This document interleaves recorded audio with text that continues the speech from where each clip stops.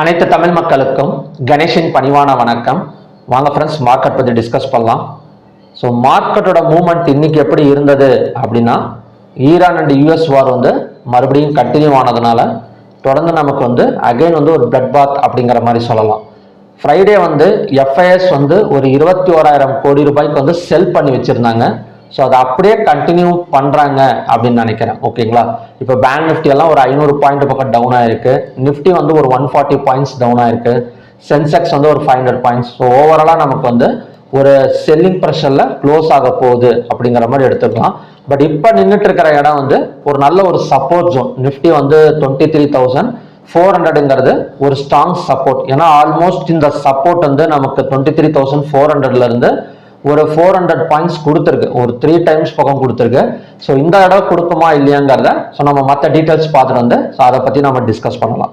Okay, first நம்ம பார்க்க போகிறது ஜிஎஸ்டியோட கலெக்ஷனுங்க. அதாவது இந்தியாவில் ஏப்ரல் 2026 3.2% வரைக்கும் ஜிஎஸ்டி கலெக்ஷன் இன்க்ரீஸ் ஆயிருக்கு அப்படிங்கிற நியூஸ் கொடுத்துருக்காங்க. அது எவ்வளோ அப்படின்னா கிட்டத்தட்ட 1.94 lakhs crores கலெக்ஷன் ஆயிருக்கு அப்படிங்கிற மாதிரி கொடுத்துருக்காங்க. ஸோ இது பாசிட்டிவ் நியூஸா அப்படின்னு கேட்டிங்க அப்படின்னா இது பாசிட்டிவ் நியூஸ் தான். அதாவது 27% பக்கம் growth ஆயிருக்கு. அதாவது குட் டாக்ஸபிள் சப்ளை அப்படிங்கிற மாதிரி சொல்றாங்க. அதாவது ஏப்ரல் 2025ல வெறும் 18.2% வரைக்கும் தான் கலெக்ஷன் ஆயிருக்கு. ஸோ இந்த தடவை பார்த்தீங்கன்னா 3.2% இன்க்ரீஸ் ஆகி 22.2% வரைக்கும் கலெக்ஷன் ஆயிருக்கு அப்படிங்கிற மாதிரி சொல்லியிருக்கிறாங்க. ஸோ இதன் மூலயமா பார்த்தீங்க அப்படின்னா எக்கனாமிக் growth நடக்கும். அது மட்டும் இல்லாமல் ஒரு ஸ்ட்ராங் சப்ளை, டாக்ஸபிள் சப்ளை எல்லாம் இருக்கு அப்படிங்கிற மாதிரி சொல்றாங்க. ஸோ இது பார்த்தீங்க அப்படின்னா நமக்கு ஒரு பாசிட்டிவ் நியூஸ் தான். நெக்ஸ்ட் ஒரு முக்கியமான விஷயம், டாடா சன்ஸ் ஷேர்ஸ் அப்படின்னு சொல்லி இன்னைக்கு நீங்க நிறைய நியூஸ் சேனல்ல கூட பார்த்துருப்பீங்க. ஸோ அப்படின்னா என்ன அப்படிங்கிறத ஒரு கிளான்ஸ் பார்த்தலாம். ஓகேங்களா, இப்போ டாடா கம்பெனிஸ் நம்ம கேள்விப்பட்டிருப்போம். இன்னைக்கு பார்த்தீங்க அப்படின்னா அதோட சேர்மன் நோயல் டாடா அவர் என்ன சொல்லியிருக்காரு அப்படின்னா, ஆர்பிஐக்கு ஒரு லெட்டர் எழுதியிருக்கிறாரு. என்ன லெட்டர்னா, இந்த மாதிரி டாடா சன்ஸ் ஷேர்ஸை நீங்க லிஸ்டட் பண்ணக்கூடாது. ஸோ அதை லிஸ்டட் பண்ணீங்க அப்படின்னா எங்களுக்கு கொஞ்சம் பிரச்சனைகள் இருக்கு அப்படிங்கிற மாதிரி ஒரு நியூஸ் அவர் கொடுத்திருந்தாரு. ஆர்பிஐக்கு ஒரு லெட்டர் கொடுத்துருக்காரு. அது நியூஸா வெளியே வந்தோடனே டாடா கம்பெனி ஷேர்ஸ் எல்லாம் பார்த்தீங்க அப்படின்னா கொஞ்சம் டவுன் ஆயிருக்கு. உண்மையிலேயே அந்த டாடா சன் ஷேர் அப்படின்னா என்ன அப்படிங்கிறத பார்த்தலாம். இப்போ டாடா ஷன்னுங்கிறது ஒரு குறிப்பிட்ட, அதாவது டாடா கம்பெனிஸ்லயே ஒரு ஹை வெயிட்டேஜ் ஸ்டாக்ஸை மேனேஜ் பண்ற ஒரு இடம் தான் பார்த்தீங்க அப்படின்னா டாடா சன்ஸ் அப்படின்னு சொல்லுவாங்க. ஓகேங்களா, ஸோ அதில் என்னென்ன ஸ்டாக்ஸ் நமக்கு கவர் ஆகும், அதாவது என்னென்ன கம்பெனிஸ் கவர் ஆகும் அப்படின்னா Tata consultants, Tata Motors, Tata steel, Titan company, Tata consumer products, இன்னும் 2-3 கம்பெனிஸ் இருக்கு. நான் ஒரு சாம்பிளுக்காக ஒரு 5 கம்பெனிஸ் எடுத்து வச்சிருக்கேன். ஸோ இந்த கம்பெனிஸ் எல்லாம் ஒட்டு சேர்ந்தது தான், அதாவது ஒன்னா சேர்ந்தது தான் டாடா சன்ஸ் அப்படின்னு சொல்லுவாங்க. ஓகேங்களா, ஸோ இந்த டாடா சன்ஸ் ஷேரை ஆர்பிஐ லிஸ்டட் பண்ண போறாங்க. ஸோ அதை லிஸ்டட் பண்ணக்கூடாதுன்னு சொல்லிட்டு நோயல் டாடா தடுத்திருக்கிறார். ஓகேங்களா, ஸோ இது லிஸ்ட், இதுக்கு முன்னாடி இந்த மாதிரி ஏதாவது இருக்கா கம்பெனிஸ், லிஸ்டடா இருக்கிற கம்பெனிஸ் இருக்கான்னு கேட்டீங்கன்னா இருக்கு. இப்போ பஜாஜ் ஃபினான்ஸ் எல்லாம் பார்த்தீங்க அப்படின்னா, இப்போ பஜாஜ் ஃபினான்ஸ், பஜாஜ் ஃபின்சர்வ், இப்போ பஜாஜ் குரூப் ஆஃப் கம்பெனிஸ் எல்லாம் ஒன்னா சேர்ந்தது தான் பஜாஜ் ஹோல்டிங் அண்ட் இன்வெஸ்ட்மெண்ட் அப்படின்னு சொல்லுவாங்க. அதே மாதிரி எம்என்டம்ங்கிறது குரூப் ஹோல்டிங் ஸ்ட்ரக்சர். இது auto, farm, finance, tech business, so இதெல்லாம் சேர்ந்தது தான் எம்என்டம். அடுத்தது பார்த்தீங்கன்னா investment across Tata and other companies, Tata investment corporation இருக்கு. ஸோ இந்த மாதிரி ஒரு சில கம்பெனிஸோட ஹெட், அதாவது என்ன சொல்றது அப்படின்னா ஒரு குரூப் ஆஃப் கம்பெனிஸ் சேர்ந்தது லிஸ்ட் பண்ணி வச்சிருப்பாங்க. ஸோ அதையும் நம்ம பைசல் பண்ணிக்கலாம். ஓகேங்களா, ஸோ இதை லிஸ்டட் பண்றதுனால ஸோ அவங்களுக்கு என்ன பாதிப்பு ஏற்படுது அப்படிங்கிறதையும் சொல்லியிருக்காங்க. ஏன்னா டாடா ட்ரஸ்ட் தான் இந்த டாடா சன்ஸை மெயின்டைன் பண்ணுது. ஸோ இதுல இருக்கிற ஃபண்டு கிட்டத்தட்ட 66%க்கு மேல டாடா ட்ரஸ்ட்டுக்கு போகுது. ஸோ இதை லிஸ்டட் பண்ணிட்டாங்க அப்படின்னா ஸோ அதுல கொஞ்சம் பிரச்சனைகள் எங்களுக்கு வரலாம், அதனால லிஸ்டட் பண்ணக்கூடாது அப்படின்னு சொல்லியிருக்காங்க. ஸோ இந்த பஞ்சாயத்து இப்போ போயிட்டு இருக்கு. ஸோ இதன் மூலியமா நமக்கு டாடா ஷேர்ஸ் இன்னைக்கு எவ்வளோ இறங்கி இருக்கு அப்படின்னா கிட்டத்தட்ட டாடா ஷேர்ல எல்லாமே நமக்கு நெகட்டிவ் தான்.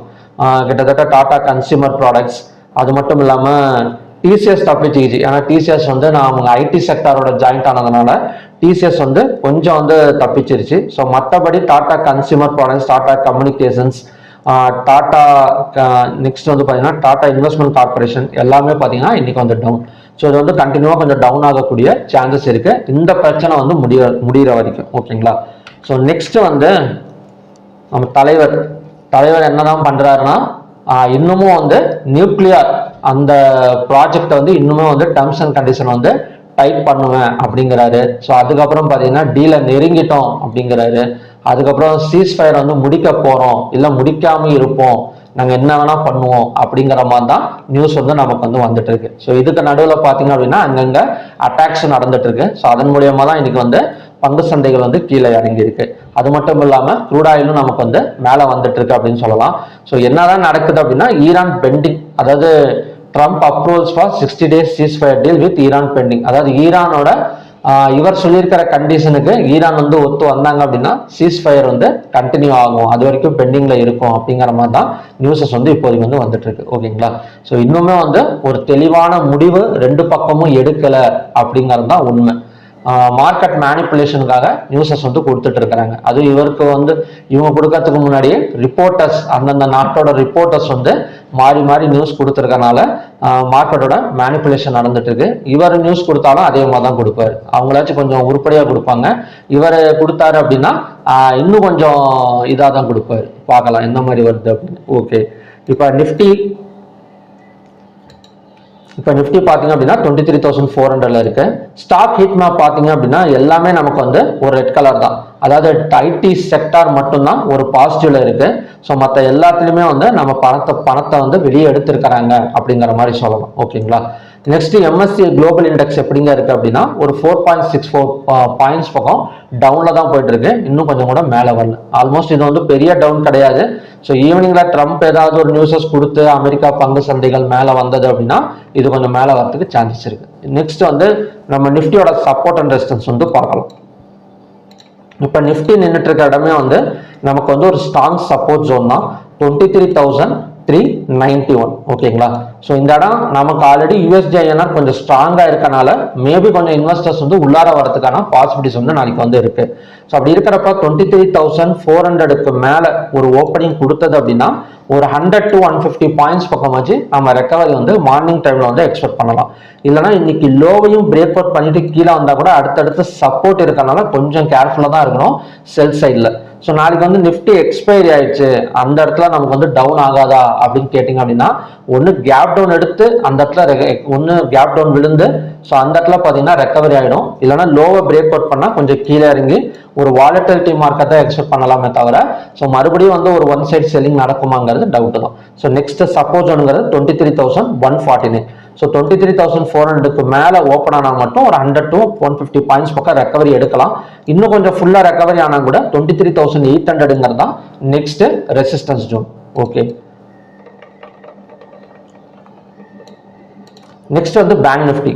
ஸோ பேங்க் நிஃப்டி ஆல்மோஸ்ட் நமக்கு வந்து சப்போர்ட் ஜோன்ல தான் நிற்குது, 53,486. ஸோ மறுபடியும் அந்த 53,486க்கு மேலே நமக்கு இல்லை க்ளோஸுக்கு மேலே ஒரு ஓப்பனிங் கொடுத்தது அப்படின்னா 54,207 வரைக்கும் வரதுக்கான சான்சஸ் இருக்கு. இன்னெல்லாம் ஒரு கேப் டவுன் விழுந்தா மட்டும்தான் 52,845 வரைக்கும் வந்துட்டு அந்த இடத்துல மறுபடியும் பார்த்தீங்க அப்படின்னா சப்போர்ட் எடுக்கிறதுக்கு சான்சஸ் இருக்கு. ஸோ பேங்க் நிஃப்டியை பொறுத்த வரைக்கும் வாலட்டிலிட்டி இருக்கும். ஏன்னா நமக்கு ஜூன் 3ஆம் தேதி to 5ஆம் தேதி வரைக்கும் ஆர்பிஐயோட ரேட் கட் மீட்டிங் இருக்கு. ஸோ கண்டிப்பாக அந்த டைம்ல வாலட்டிலிட்டி கத்துக்கு சான்சஸ் இருக்கு. ஸோ ரேட் கட் எப்படி இருக்குங்கிறத நம்ம அடுத்தடுத்த வீடியோவில் வந்து பார்க்கலாம். இப்பவே வேணாம், இப்பவே வந்து குழப்பிக்க வேணாம். ஓகேங்களா? ஸோ நெக்ஸ்ட் வந்து சென்செக்ஸ்.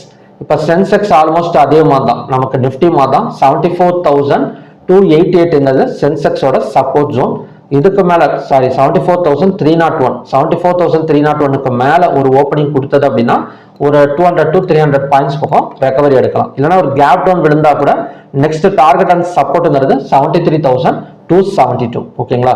1000 பாயிண்ட்ஸ் இறங்கிருமா அப்படிங்கிறது தெரியாது. ஒரு கேப் டவுன் விழுந்து ஒரு ஃபர்ஸ்ட் 15 மினிட்ஸ் லோவெல்லாம் பிரேக் அவுட் பண்ணா நம்ம கண்டினியூஸா கொஞ்சம் கீழே இறங்கிறதுக்கு சான்சஸ் இருக்கு. நெக்ஸ்ட் வந்து fin Nifty. So fin Nifty almost வந்து நமக்கு சப்போர்ட் ஜோன் தான் 25,009. இந்த 25,009க்கு மேலேயோ இல்லை க்ளோஸுக்கு மேலெல்லாம் ஓப்பனிங் வச்சது அப்படின்னா கொஞ்சம் ரெக்கவரி வந்து எதிர்பார்க்கலாம். இல்லை கேப் டவுன் ஓப்பனிங் நடந்தால் நெக்ஸ்ட் சப்போர்ட்டுங்கிறது 24,709. ஓகேங்களா? ஸோ கேப் டவுன் ஓப்பனிங் நடந்தாலுமே கொஞ்சம் நம்ம வந்து என்ன சொல்றது அப்படின்னா அலர்ட்டாக தான் இருக்கணும். ஏன் அப்படின்னா யூஎஸ்டிஐஎன்ஆர் வந்து நமக்கு கொஞ்சம் ஸ்ட்ராங்காக இருக்கிறதுனால கேப் டவுன் ஓப்பனிங் நடந்தால் கூட கொஞ்சம் மேலே வரதுக்கு சான்சஸ் இருக்கு. ஸோ பார்க்கலாம், எம்எஸ்சி வேர்ல்டு இண்டெக்ஸ் இருக்கு, அதுக்கப்புறம் ட்ரம்ப்போட நியூஸ் இருக்கு. ஸோ இதெல்லாம் எப்படி இருக்குன்னு பார்க்கலாம். பட் ஒரு லெவல்ஸ் படி ஒரு க்ளோஸுக்கு மேலே ஓப்பனிங் வச்சா நமக்கு மார்னிங்ல கொஞ்சம் ரெக்கவரி எடுக்கிறதுக்கு சான்சஸ் இருக்கு. நெக்ஸ்ட் வந்து நிஃப்டி மிட் கேப்.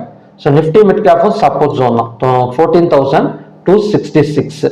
ஸோ இதுக்கு மேலே 14,266க்கு மேலே ஓப்பனிங் வச்சா 14,426 வரைக்கும் வரதுக்கான சான்சஸ் இருக்கு. மிட் கேப் நிஃப்டியை பொறுத்த வரைக்கும் ஒரு ஸ்ட்ராங் பைல தான் இருக்கு. நியூஸஸ் மூலியமா இறங்கிட்டு இருக்கனால ஸோ நமக்கு பை எடுத்தது அப்படின்னா நல்ல ஒரு பை எடுக்கும். அதனால ரெசிஸ்டன்ஸ் வந்து டிராப் பண்ணல. ஓகேங்களா? ஸோ ஓகே ஃப்ரெண்ட்ஸ், இதான் பார்த்தீங்கன்னா நாளைக்கான கண்டிஷன்ஸ். நெக்ஸ்ட் வந்து நம்ம எம்சிஎக்ஸுக்கு போயிடலாம். ஸோ எம்சிஎக்ஸ் சொல்லவே தேவையில்லை, இப்போ மார்னிங்லேயே பார்த்தது தான். இந்த பேட்டர்ன் நம்ம ஃப்ரைடேவே டச் பண்ணியிருந்தது. ஸோ இந்த இடம் பார்த்தீங்க அப்படின்னா ஃப்ரைடே டச் பண்ணியிருந்தேன். மார்னிங் வீடியோவில் வந்து நான் டெய்லியுமே வந்து எம்சிஎக்ஸுக்கு மார்னிங்கில் ஒரு 7 o'clock மேக்ஸிமம் பார்த்தீங்க அப்படின்னா 7 to 8 ஒரு வீடியோ வந்து அப்லோட் பண்ணிடுவேன். ஓகேங்களா? அதுவும் போய் வாட்ச் பண்ணுங்க, ரொம்ப யூஸ்ஃபுல்லாக இருக்கும். இப்போ மார்னிங்கில் என்ன மாதிரி பார்த்துருந்தோம் அப்படின்னா ஒரு $2 வந்து பாசிட்டிவ்ல போயிட்டு இருந்தது. இந்த ஈரான் யூஎஸோட என்ன சொல்றது அப்படின்னா இந்த பிரச்சனைனால ஒரு $2 பாசிட்டிவ்ல டிமாண்ட்ல இருந்தது. ஸோ ஆல்மோஸ்ட் இந்த இடம் வந்து நமக்கு சப்போர்ட் எடுத்திருந்தது. இந்த பேட்டர்னை நம்ம வந்து ஃப்ரைடேவே பார்த்துருந்தோம். ஸோ 8,375க்கு மேலே தான் ஓப்பன் ஆகுங்கிறது நமக்கு காலையிலே தெரிஞ்சிடுச்சு. ஸோ இதோட நெக்ஸ்ட் எண்ட் எங்க இருக்கு அப்படின்னா இந்த ரெசிஸ்டன்ஸ் லைன் டச் ஆகிற வரைக்குமே நமக்கு வந்து வந்துடும். ஓகேங்களா? ஸோ இப்போதைக்கு டிமாண்ட்ல தான் போயிட்டு இருக்கு. ஸோ இதை நான் இன்னும் கொஞ்சம் எக்ஸ்டெண்ட் பண்றேன் பாருங்களேன். ஸோ இந்த இடத்த எக்ஸ்டெண்ட் பண்ணி வச்சுக்கோங்க. ஸோ இந்த லைன், இந்த ரெசிஸ்டன்ஸ் லைன் டச் பண்ற வரைக்குமே வரதுக்கான சான்சஸ் வந்து க்ரூட் ஆயில்ல வந்து இருக்கு. ஸோ நெக்ஸ்ட் ரெசிஸ்டன்ஸ் நம்ம எடுக்கணும் அப்படின்னா ஸோ இந்த ரெசிஸ்டன்ஸ் நம்ம எடுக்கிறத விட இந்த ட்ரெண்ட் லைன் டச் பண்ணா அந்த இடத்துல ரெசிஸ்டன்ஸ் எடுத்தோம் அப்படின்னா ஒரு நல்ல ஒரு ஃபால் வந்து எதிர்பார்க்கலாம் க்ரூட் ஆயிலை பொறுத்த வரைக்கும். நெக்ஸ்ட் வந்து நேச்சுரல் கேஸ். இந்த நேச்சுரல் கேஸ் 322.5ங்கிறது நமக்கான ரெசிஸ்டன்ஸ் அப்படின்னு சொல்லி நம்ம பார்த்துருந்தோம். 314.3 தான் பிரேக் அவுட் பாயிண்ட். ஏன்னா பிரேக் அவுட் பாயிண்ட்டை கிராஸ் பண்ணாம அவசரப்பட்டு எடுத்துடக்கூடாது. ஏன்னா இந்த இடம் பார்த்தீங்கன்னா தெரியும் ஒரு எம் பேட்டர்ன் வந்து கிரியேட் ஆகும்.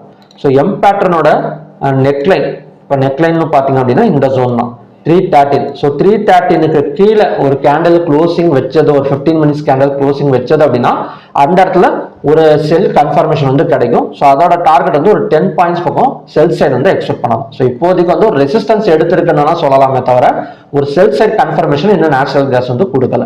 நெக்ஸ்ட் வந்து கோல்டெல்லாம் நமக்கு வந்து செல்லிங் தான். இப்போ மார்னிங்லேயே பார்த்தது தான் கொஞ்சம் செல்லிங்ல தான் இறங்கிட்டு இருக்கு. ஏன்னா $4,571 இருந்து ஆல்மோஸ்ட் $80 நமக்கு வந்து கீழே இறங்கிடுச்சு. ஸோ இந்த ரெசிஸ்டன்ஸையும் நம்ம மார்னிங் பார்த்தது தான். ஸோ கோல்டெல்லாம் பார்த்தீங்க அப்படின்னா இந்த எம்சிஎக்ஸ்ல இப்போதைக்கு வந்து ஒரு என்ன சொல்றது அப்படின்னா ஒரு ஃபிளக்சுவேஷன்ல இருக்கு, ஒரு சைட்வேஸ் மார்க்கெட் மாதிரி போயிட்டு இருக்கு. மார்னிங்ல இந்த இடம் ரெசிஸ்டன்ஸா சப்போர்ட்டா பார்த்துடணும். இப்போ ஆல்மோஸ்ட் நமக்கு $43 வந்து இறங்கி இருக்கனால 1,54,869 தான் ஈவினிங்கான ரெசிஸ்டன்ஸ் ஜோன். ஓகேங்களா? ஸோ நமக்கு பை சைடு போகணும் அப்படின்னா இன்னைக்கான ஹையை வச்சு பிரேக் அவுட் பண்ணணும். அட்லீஸ்ட் இன்னைக்கான ஹையை வச்சு ஒரு பிரேக் அவுட் பண்ணிட்டு ஒரு 15 minutes கேண்டல் மேல க்ளோசிங் வச்சா மட்டும்தான் ஒரு 1,57,000 வரைக்கும் போகிறதுக்கு சான்சஸ் இருக்கே தவிர ஸோ மற்றபடி கோல்டை பொறுத்த வரைக்கும் செல்லிங் ப்ரெஷர்ல தான் இப்போதைக்கு நிற்குது. ஸோ நமக்கு இதுவுமே அதான், சில்வருமே அதே தான். ஸோ சில்வர் அதே தான், அந்த 2,69,942 பிரேக் அவுட் பண்ணா பை சைடு. இதெல்லாம் கொஞ்சம் கீழே இறங்கினா கூட இந்த 2,63,231ங்கிறது நெக்ஸ்ட் சப்போர்ட் ஜோன். ஸோ ரெசிஸ்டன்ஸ்ங்கிறது கிடையாது. ஓகேங்களா? வேணும்னா இங்க இருந்து நமக்கு இறங்கினாதான் உண்டு. 2,67,000 இருந்து ஒரு 4,000 points பக்கம் இங்க இருந்தே இறங்கினாதான் உண்டு. ஏன்னா ஆல்மோஸ்ட் சில்வர் கொஞ்சம் செல்லிங்ல தான் இருக்கு. அப்படி பார்த்தோன்னா இந்த இடம் வந்து ஸ்டாப் லாஸ், இந்த இடம் டார்கெட், இந்த இடம் என்ட்ரி அப்படின்னு வேணா நம்ம வந்து சில்வர் இப்போதைக்கு வந்து பார்க்கலாம். ஓகேங்களா? ஸோ ஓகே ஃப்ரெண்ட்ஸ், இதான் பார்த்தீங்கன்னா எம்செக்ஸுக்கான ஈவினிங் கண்டிஷன்ஸ். ஓகே, பார்க்கலாம் நாளைக்கு நிஃப்டி இந்த சப்போர்ட் ஒர்க் அவுட் ஆகுமா, இல்லைன்னா நெக்ஸ்ட் ஒரு கேப் டவுன் விழுந்து 23,149ல மறுபடியும் ஒரு சப்போர்ட் எடுக்குமாங்கிறத பார்க்கலாம். கண்டிப்பா வந்து ஒரு வாலட்டிலிட்டி இருக்கு. ஓகேங்களா? ஸோ வாலட்டிலிட்டி எல்லாம் நடக்கிறப்ப எந்த மாதிரியான ஸ்ட்ராட்டஜிஸ் வந்து யூஸ் பண்ணா கரெக்டா இருக்கும் எக்ஸ்பைரி அன்னைக்குன்னு பார்த்தீங்க அப்படின்னா அயன் பட்டர்ஃப்ளைஸ் அப்படின்னு ஒரு ஸ்ட்ராட்டஜி இருக்கு. ஸோ அதெல்லாம் நம்ம யூஸ் பண்ணோம் அப்படின்னா வாலட்டிலிட்டி எக்ஸ்பைரி அன்னைக்கு பொதுவாக வாலட்டிலிட்டி எடுக்கிறப்ப நல்ல ரிசல்ட்ஸ் கொடுக்குன்னு வச்சுக்கோங்களேன். என்ன சொல்றது அப்படின்னா மற்ற டைம்ல நம்ம இந்த ஸ்ட்ராட்டஜியை யூஸ் பண்றதை விட எக்ஸ்பைரியில வாலட்டிலிட்டி இருந்தது அப்படின்னா அயன் பட்டர்ஃப்ளைஸ்ங்கிறது நல்ல ரிசல்ட் கொடுக்கும். ஸோ ஓகே ஃப்ரெண்ட்ஸ், பார்க்கலாம். ஸோ மறுபடியும் பார்த்தீங்க அப்படின்னா இந்த நல்ல ப்ரிடிக்ஷன் வீடியோட நான் வந்து மீட் பண்றேன். Thank you very much.